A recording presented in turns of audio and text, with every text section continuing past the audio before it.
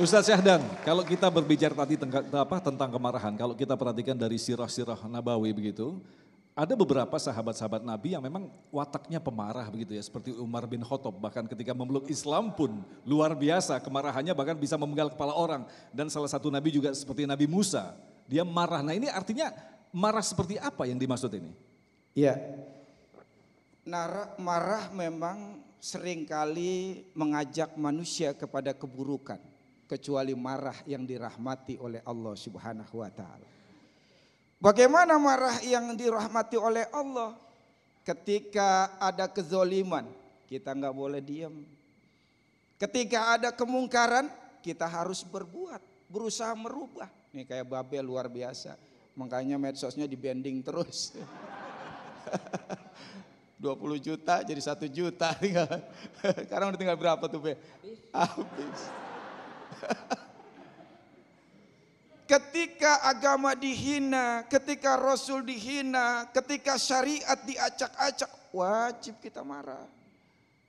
Nggak boleh marah, diem aja, sabar, nggak bisa. Kalau bisa dengan kekuasaan, nggak bisa dengan lisan. Lisan nggak bisa, udah hati aja dah. Yang penting kita menolak kemungkaran itu. Kita menolak kebatilan tersebut. Kita menolak kezoliman tersebut.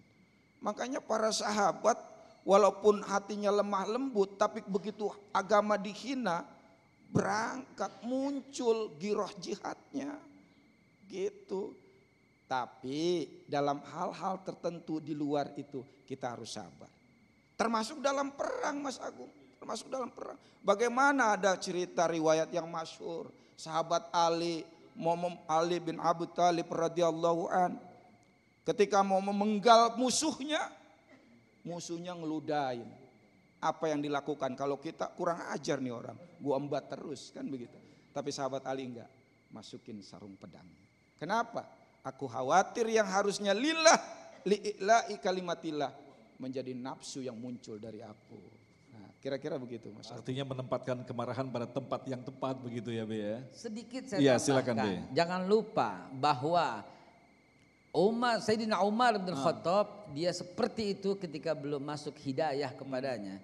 Ketika masuk hidayah dan ketika beliau menjabat sebagai Amirul Mukminin di masanya, begitu dia bagi lagi masa paceklik, bagi-bagi bahannya dia lebih panjang, ditegur langsung sama rakyatnya. Kenapa pakaian lebih panjang?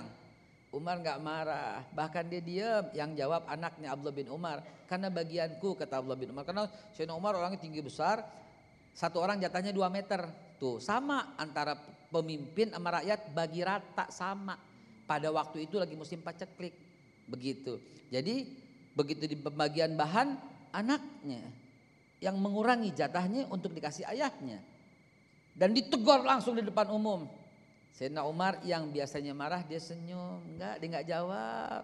Sama rakyat dia nggak jawab, dia sayang sama rakyatnya. Anaknya yang bilang jangan marah, bagian saya buat ayah, begitu. Jadi marahnya atau itu pada maksa sebelum hidayah. Betul. Baik, terima kasih Babe, dan kita akan kembali lagi untuk menjawab pertanyaan Anda selepas pesan-pesan berikut ini. Damai Indonesiaku.